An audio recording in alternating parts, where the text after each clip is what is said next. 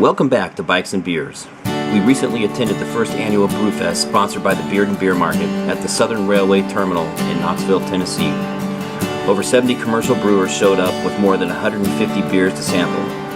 Here are some of our impressions.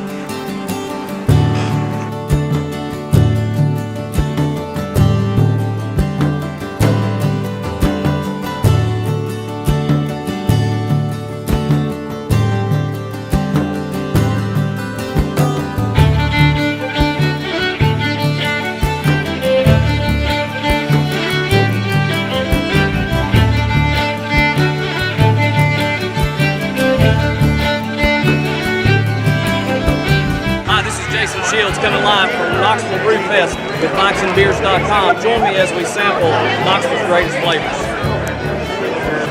This is my first beer from the Marble City Brewing Company. This is the Nectar Brutus. This is a raspberry wheat beer. You can taste the hint of raspberry. Not a lot of hop. It's a pretty mellow beer. Not really my thing, but you know what? It's free. I got the hoppy amber, so I got a nice hoppy flavor and a very smooth after finish. Got the Bubblicious. It's from Cravey Brewing Company out of Asheville, North Carolina. It's basically a triple of Belgian. It's got the nice candy sugar in it, so it gives it a nice sweet taste, and it's got some nice herbal undertones to it. We've got an amber bourbon barrel stout. All very delicious. They're all great. Fantastic. I want the amber. Amber. All right, amber it is. Amber me up. Consider yourself amber. All right. This is the amber ale from the Bluegrass Brewing Company out of Louisville, Kentucky. Ambers are pretty mellow. This falls in line with the typical amber. Good beer. I'm a fan of ambers. I've got their stout. It's supposedly aged from 60 to 90 days in old bourbon barrels. It does have a nice hint of bourbon to it, and it's a nice stouty flavor with a smooth finish. Established 1890. That's right. Chattanooga. The Imperial Pilsner was the recipe they had at the time. The owners weren't able to actually create that at the time, so this Pilsner is a lower gravity, and that's what's going to be more than 5%. Now with the new laws in Tennessee, you may see this go back to the Imperial Pilsner. Chattanooga Brewing Company out of Chattanooga, Tennessee, obviously. Supposedly established in 1890, but I guess they just re-established themselves about a year ago. I've got the Imperial Pilsner here.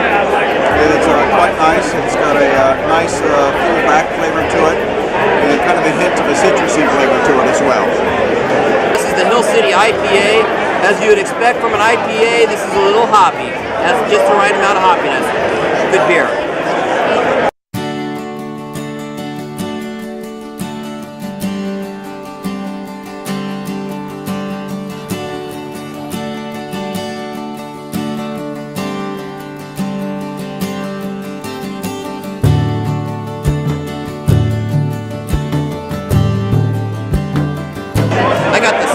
Golden Ale from the Legit Brew Company. It's one of the only home brewers here today at the Beer Fest.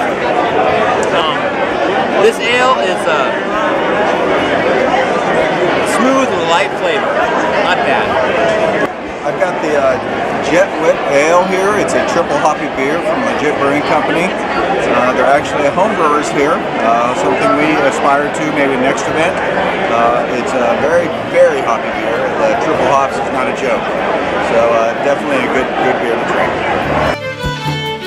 What do you have here?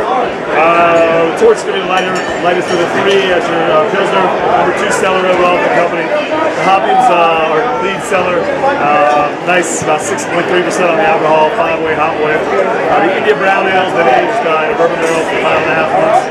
So, this is the Hoppy Yum IPA from the Foothills Brewing Company. This is one of the better IPAs I've had today. You expect a little bit of a hoppiness from an IPA. This has got the right amount for me. The India Style Brown Ale from Foothills Brewery in Winston-Salem, North Carolina. It's been aged 5.5 months in a bourbon barrel, and you can definitely taste the bourbon flavor to it. Very nice beer.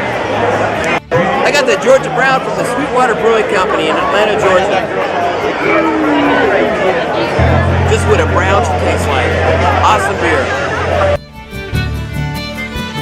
Here I've got their IPA, which is much hoppier, very smooth, crisp beer with a nice finish. So I'm trying the Boston, Sam Adams, East West Kolsch, and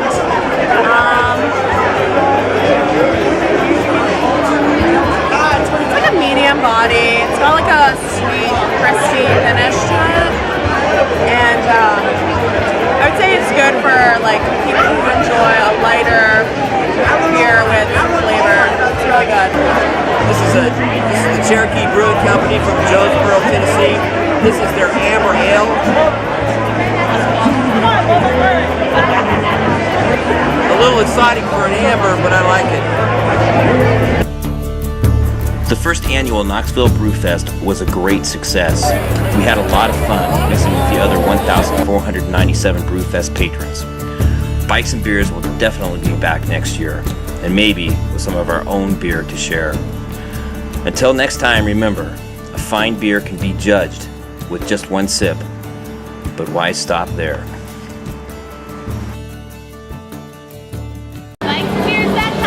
Right on.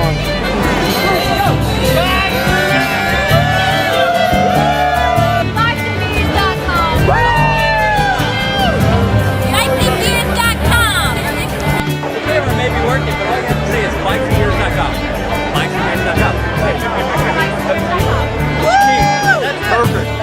That was perfect.